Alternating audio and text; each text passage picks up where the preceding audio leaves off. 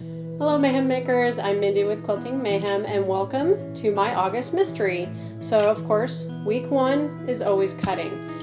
This time I do have where we can show you how to take the fat quarters, and you can do it regular method if you want with your regular longer rulers like I have, or I am going to show you using Stripology, because you know this is one of my favorites for doing some quick easy cutting.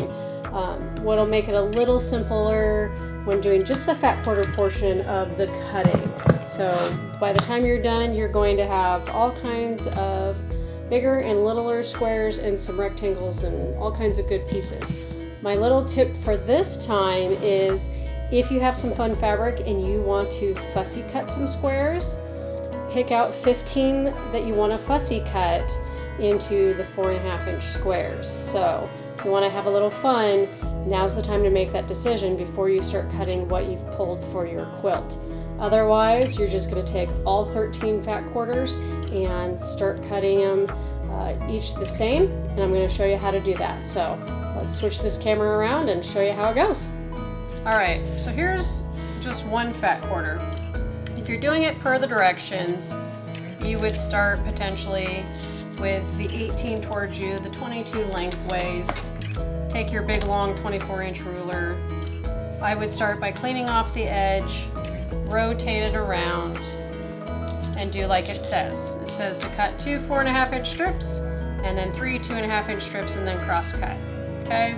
So if you're just doing it with your big 24-inch ruler, that's how you do it. With the Stripology, I like because things don't shift as much, you do need to fold your fat quarter in half, and I'm going to fold it so that I'm matching these edges as best as I can, but I'm going to have this fold facing me because this is a nice straight line. If I want to make it line up on my mat, I can, which helps out, so everything's lined up nice and straight and even. I then can line up any of the straight lines across the bottom with the fold. I'm actually going to shift it. I need to clean off that edge. So we're going to shift it so that all this raw edge is to the left of my 0 mark, so I can start cutting. What's nice is I don't have to rotate my fabric this way. So that's going to clean up that edge. Then I can just start cutting. So I need a 4.5-inch strip.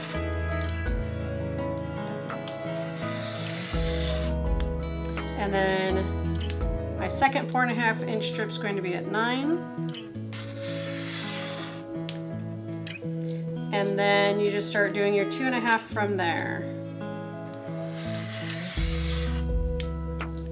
So 11.5, 14, I'm learning my math again. There's a lot of math in quilting. And then 16.5. And then that way you can take your ruler, pull off your edge. Hopefully my switch and get a new blade. Everything should, if you're using a nice sharp cutter, will come apart cleanly. So one of the keys, make sure you have a sharp blade, or you can use a 60mm like this one. I like this one because it locks, so when my kids are in here I don't have to worry about them playing with it, and that'll get deeper in there for you when you're angling your wrist. So I'll clean this guy up in a minute, but then you can just turn them. I can even stack them and essentially repeat the process. So I can line up bottom. I want to turn that raw edge to my left. Get it in a better view of the camera for you. I'm lining up just this white line this time, making sure that my raw edges are to the left of my 0 mark. I'm going to switch cutters.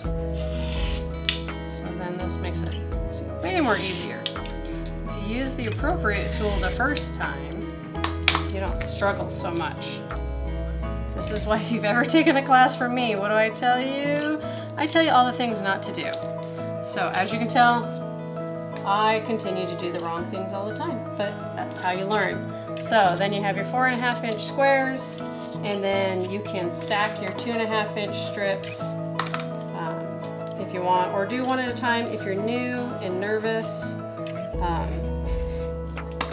You don't have to stack.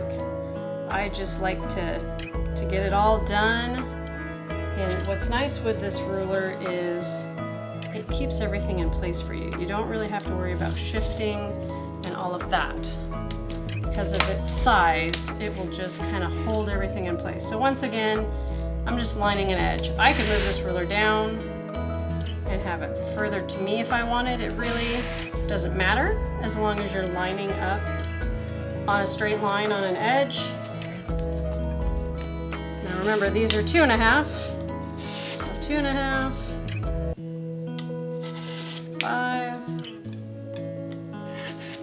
7.5, and 10. So it makes pretty quick work of it. And you have all kinds of squares. So highly recommend step up to that 60mm with this ruler. It just works a lot better for you. You don't struggle quite as much. So start going through, and that's how to do all the color fabrics, your background. I just did regular way. I did not do with my Stripology. So just follow the instructions that are going to be sent to you and are posted in the group, and it'll make it pretty simple. Like I said, if you want to have some fun, you can fussy cut and have some of your squares be a different fabric or a fussy cut pattern. You just won't be doing the Stripology per se to do that. Little different method when you're trying to fussy cut out fabrics as opposed to just chopping it up and doing it. So if you're not trying to get all fancy, get going, get that Stripology out, start cutting everything up and getting ready for next week. So you're going to have all kinds of good stuff. So you'll have background rectangles, background squares in 4.5, 2.5, and then all your coordinating prints. So as you can tell, I went solid crazy, which is a new love of mine. So these are actually what I call the prints in this pattern, and my print fabric is actually my background. So hopefully it doesn't throw you guys off as I do the demos as we go. And then I got some fancy little ones that matched. So I did go a little rogue because I got to cheat. I'm sorry, but I'm telling you ahead of time. So if you want to cheat too, now is the time. If you have questions, as always, reach out to me. You can call me at the shop. You can email me, Mindy@quiltingmayhem.com, and I'll gladly answer questions, or even message me in the group because some other people may have that same question that you have. So please share away. Make sure you show what you're doing, show your fabrics, and have a good time. So until next week, happy stitching.